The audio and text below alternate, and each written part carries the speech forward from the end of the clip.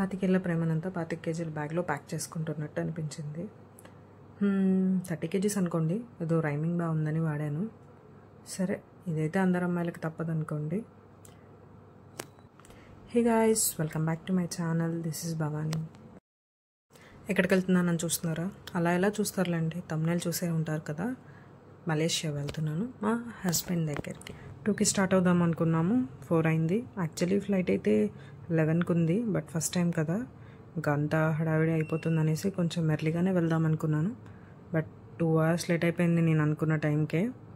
ఇంకా అలా అన్నా తిన్నగా వెళ్తామా అనుకుంటే దారిలో మనకు కొన్ని కనిపిస్తాయి, కొన్ని పిలుస్తాయి, ఇంకా వెళ్ళాలి, తప్పదు, మన మనసు ఊరుకోదే. అలానే నాకు డీమార్ట్ కనిపించింది.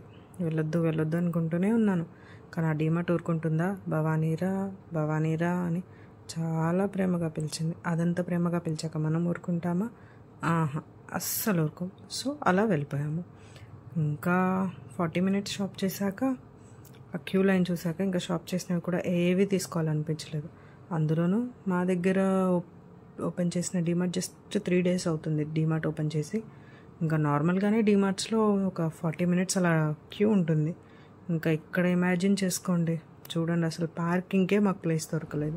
7:30కి ఎయిర్పోర్ట్ లోపలికి వెళ్ళాలని అనుకున్నాను. టైం 6 అయిపోయింది. ఇంకా నేను 150 kilometers వెళ్ళాలి. హైదరాబాద్ ట్రాఫిక్ ఇంకెంత లేట్ అవుతుందో చెప్పలేము. లోపలంతా మళ్ళీ వీకెండ్, సాటర్డే నేను వెళ్ళింది. ఇంకా చూడాలి, టెన్షన్. మా నాన్నేమో అరుస్తూనే ఉన్నారు. అందుకే చెప్పాను, ఎక్కడికి వెళ్ళే ముందైనా 2-3 hours ఎర్లీగా ఉండాలని. ఆయన క్లాస్ స్టార్ట్ చేసేసారు. ఇంకా ఉంటుంది కదా టెన్షన్ లోపలంతా. సరే, ఇంకా అదే భయంతో ఏదైతే అది అయిపోయిందని ఫాస్ట్గా పోనిచ్చేసే అని చెప్పేశాను. నాన్న కూడా ఇంకా పాసిబుల్ అయినంత ఫాస్ట్గా తీసుకెళ్ళిపోయారు. అది దరిద్రం సరిపోదంటూ నాన్న నాకు మ్యాప్స్ చూడమని చెప్పారు.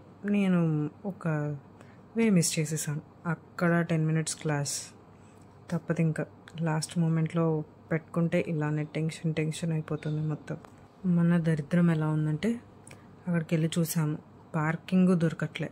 ఇంకా సరే అనేసి ఇంక ఈ పార్కింగ్తో పెట్టుకుంటే కూడా అవ్వదు అనేసి ఇంకా నాన్న ఇంకా క్యాబ్స్ వెళ్ళే దగ్గరే అక్కడే పెట్టేసి నాన్న రిటర్న్ అయిపోయారు.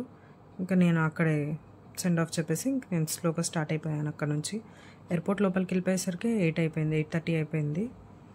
ఇంకా టెన్షన్ పడుతూనే ఫాస్ట్గా లోపలికి వెళ్ళిపోయాను. సెండ్ ఆఫ్ చెప్పడం కూడా పాసిబుల్ అవ్వలేదు సరిగ్గా. ఇంకా అంతా హడావిడిగా అయిపోయింది మొత్తం.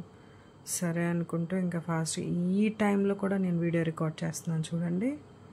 ఆ ధైర్యానికి నన్ను ఒప్పుకోవాలి. ఇంకా ఫైనల్లీ ఇంకా లోపలికి వెళ్ళిపోయాక ఇమిగ్రేషన్ ప్రాసెస్ అంతా చాలా కూల్గా, చాలా ఫాస్ట్గా అయిపోయింది. అంటే క్యూ ఉందనుకోండి, బట్ ఎక్స్పెక్ట్ చేసినంత డిలే అవ్వలేదు. ఇంకా సరే, ఇంకా అయిపోయింది కదా అని కూర్చొని ఇంకా ప్రశాంతంగా వీడియో తీసుకుంటున్నాను. ఇంకా సరే, కొంచెం ముందుకు వెళ్దామో, టైం ఉంది కదా అనేసి ఇంకా మొత్తం తిరిగి చూస్తున్నాను ఏముంది అని. ఇంటర్నేషనల్కి రావటం ఫస్ట్ టైం. సో ఇంకా అన్నీ ఏమేమి ఉన్నాయని తిరుగుతున్నాను. ఇంకా అపోలోకి వెళ్ళాను, చిన్న షాపింగ్ థింగ్స్ ఉంటే తీసుకున్నాను. ఇంకా వీడియో తీసేసుకొని ఇంకా డైరెక్ట్గా బోర్డింగ్ టైం అయిపోయింది. ఇంకా ఫ్లైట్లోకి యాక్చువల్లీ ఇంకా చాలా తీసుకోవచ్చు, మంచి వీడియో క్లిప్స్ తీసుకోవచ్చు. ఎయిర్పోర్ట్ అయితే సూపర్ కలర్ఫుల్గా ఉంది. ఇంకా కెమెరాలో అయితే చాలా క్లియర్గా వస్తుంది, చాలా బ్యూటిఫుల్గా వస్తుంది. కాకపోతే మన ఇంట్రోవర్ట్స్ కష్టాలు తెలిసినాయే కదా, ఎవరేమనుకుంటారు, వాళ్ళు ఏమనుకుంటారు అనే దగ్గరే ఆగిపోయాను. ఈ ఫ్యూ క్లిప్స్ కూడా చాలా భయపడుతూ తీశాను. ఇదేదో ట్రై చేశాను, షార్ట్ అవుతుంది, వర్కౌట్ అవుతుంది అని. ఏ షార్ట్స్ రాలేదు. గైస్, వీడియో ఫినిష్ అయ్యేలోపు లైక్ చేయొచ్చు కదా, అలాగే ఛానల్ని సబ్స్క్రైబ్ చేసుకున్నారో లేదో చూసి ఒక్కసారి సబ్స్క్రైబ్ చేసుకోవచ్చు కదా. ఆ బెల్ కూడా.